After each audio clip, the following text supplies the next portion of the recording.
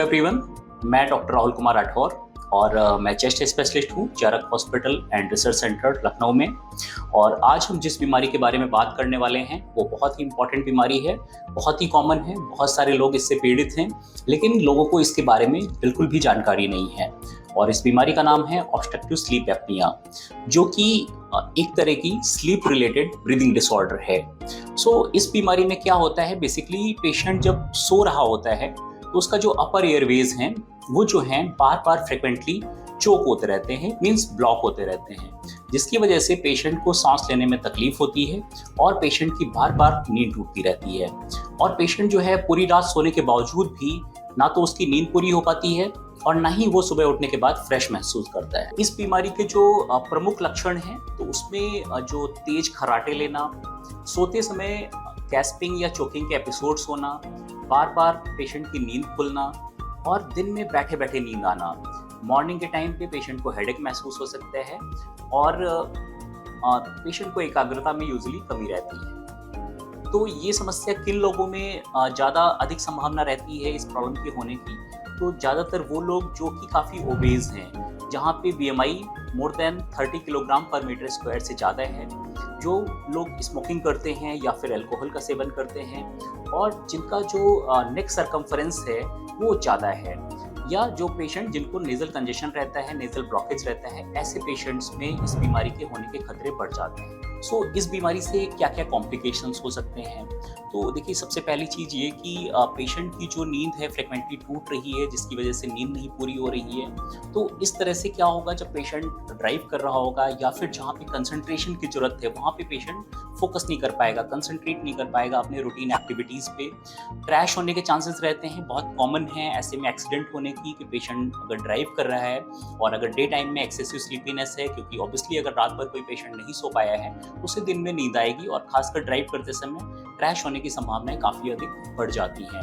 उसके अलावा जो समस्याएं जो आमतौर पे नहीं दिखाई देती हैं वो भी डेवलप हो सकती हैं, जिसमें सबसे इंपॉर्टेंट है कार्डियोवैस्कुलर रिस्क फैक्टर्स। कार्डियोवैस्कुलर का मतलब है इसमें हार्ट अटैक की भी संभावना बढ़ रही है, क्योंकि रोज रात में जब चोकिंग एपिसोड्स हो रहे हैं, पेशेंट का ऑक्सीजन लेवल डाउन हो रहा है, उसकी वजह से जो स्ट्रेस है वो बेसिकली हार्ट पे पड़ रहा है। इस वजह से कार्डियोवैस्कुलर जो समस्याएं हैं वो बढ़ जाती हैं, स्ट्रोक का खतरा बढ़ जाता है और हमारा मेटाबॉलिज्म भी डिस्टर्ब होता है, क्योंकि नींद जो है हमारे लिए बहुत इंपॉर्टेंट है और नींद के बाद ही हमारी बॉडी में सारी चीज़ें रिफ्रेश हो पाती हैं, सारी जो मेटाबॉलिज्म है वो प्रॉपर तरीके से हो पाती है। इसकी वजह से मेटाबॉलिक कॉम्प्लिकेशन होने के चांस रहते हैं, जिसमें और ओबेसिटी का बढ़ना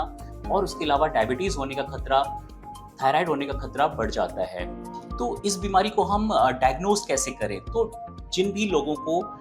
तेज खर्राटे आते हैं, रात में चोकिंग के एपिसोड्स होते हैं, तो चोकिंग के एपिसोड्स बेसिकली कई बार पेशेंट को पता नहीं चलते हैं, तो आपके अपने बेड पार्टनर से, आपको अपने हस्बैंड से, वाइफ से, या फिर घर में जो आपके साथ मेंबर सो रहे हैं उनसे पूछने की रिक्वायरमेंट है कि आपने कभी ऐसा नोटिस किया है कि मेरा सांस रुक जाता है, मेरे को चोकिंग एपिसोड्स होते हैं। तो इनिशियल स्टेजेस में जो चोकिंग एपिसोड्स होते हैं वो पेशेंट को पता नहीं होते हैं, लेकिन लेटर स्टेजेस में क्या होता है, पेशेंट की नींद पूरी तरह से टूट जाती है, पेशेंट कई बार उठ के बैठ जाता है, बार बार फ्रिक्वेंटली वॉशरूम जाता है, ये सारी समस्याएं दिखाई पड़ने लगती हैं। अगर किसी पेशेंट को बार बार दिन में बैठे बैठे झपकियां आ रही हैं, या फिर मॉर्निंग के टाइम पे हेडेक हो रहा है, या फिर उसे एकाग्रता में कमी हो रही है, बहुत ज़्यादा चिड़चिड़ापन है, तो ऐसे व्यक्तियों को डॉक्टर को दिखाने की रिक्वायरमेंट है। और इसमें एक बहुत ही सिंपल सा टेस्ट है जिसे हम पॉलीसोमनोग्राफी नाम से जाते हैं, जो कि बेसिकली एक तरह का स्लीप टेस्ट है। इसमें एक छोटा सा मशीन जो है वो आपकी बॉडी पे इंस्टॉल कर दिया जाता है, जिससे कि रात भर में आपके साथ होने वाले जो एपिसोड्स हैं, जो ऑक्सीजन का लेवल कम हो रहा है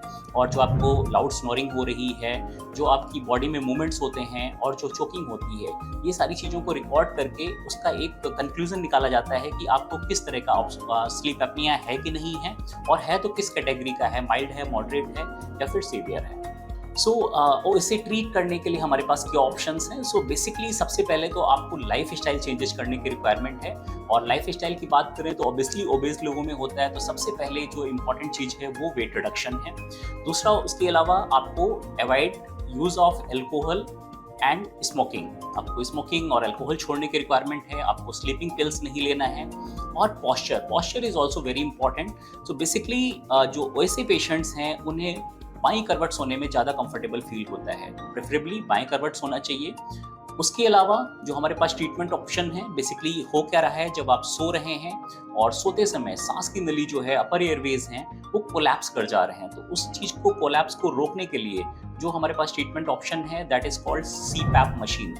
कंटिन्यूअस पॉजिटिव एयरवे प्रेशर। इसका मतलब है एक मशीन लगा दिया जाता है, एक मास्क के थ्रू चेहरे पे पेशेंट के मास्क के थ्रू मशीन लगा दिया जाता है, जिसका काम होता है कि रात भर एक प्रेशर क्रिएट करके रखना, जिससे जो चोकिंग है वो खत्म हो जाती है। मीन्स एक पॉजिटिव प्रेशर होने की वजह से सांस की नलियां चोक नहीं होती हैं और पेशेंट रात भर आसानी से सो पाता है, और फिर दिन में इसलिए उसकी जो एक्टिविटीज़ हैं वो नॉर्मलाइज हो जाती हैं। और साथ ही पेशेंट को ऑब्वियसली अपना वेट कम करने की ज़रूरत है, और अगर किसी प्रकार की किसी ईएनटी प्रॉब्लम्स हैं, लाइक अगर किसी का नेजल सेप्टम में डेविएशन है, या फिर अपर जो एयरवेज में जो नेजल प्रॉब्लम्स हैं, उनको ईएनटी सर्जन जो है वो डील करते हैं, और अगर कोई एनाटॉमिकल वेरिएशन है उसको भी करेक्शन किया जा सकता है।